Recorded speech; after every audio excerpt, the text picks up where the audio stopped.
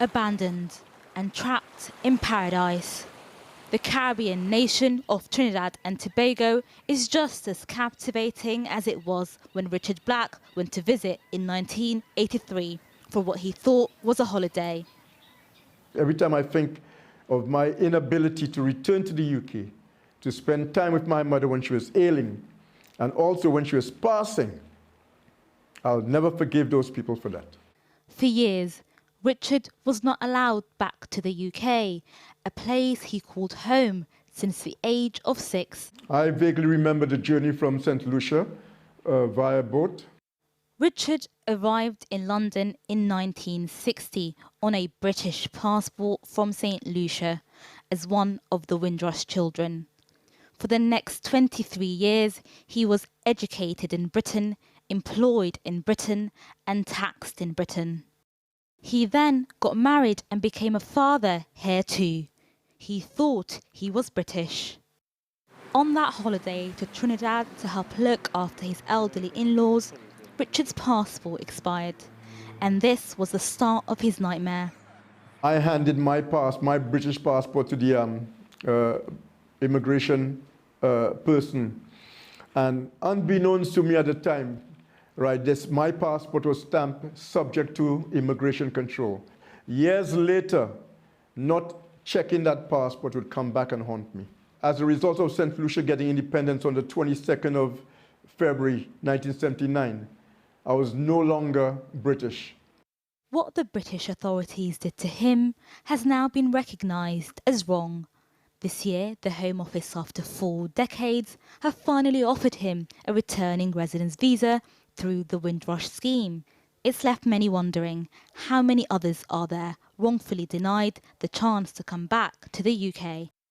I don't know how much effort's been made overseas, but I really fear there are a lot of people that have the right to return to this country who aren't aware of the fact that they have that right, and also possibly have a right to compensation as well. For Richard, no one can begin to quantify all he lost. His job, his home, his marriage, and nearly his life. It impacted my mental health. I attempted suicide twice, and I've thought of suicide many, many times after that.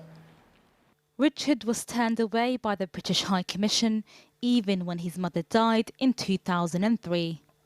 I'm sorry for getting emotional, but every time I think of my inability to return to the UK, to spend time with my mother when she was ailing, and also when she was passing. But at that time, it was one narrative, one less black person in the UK.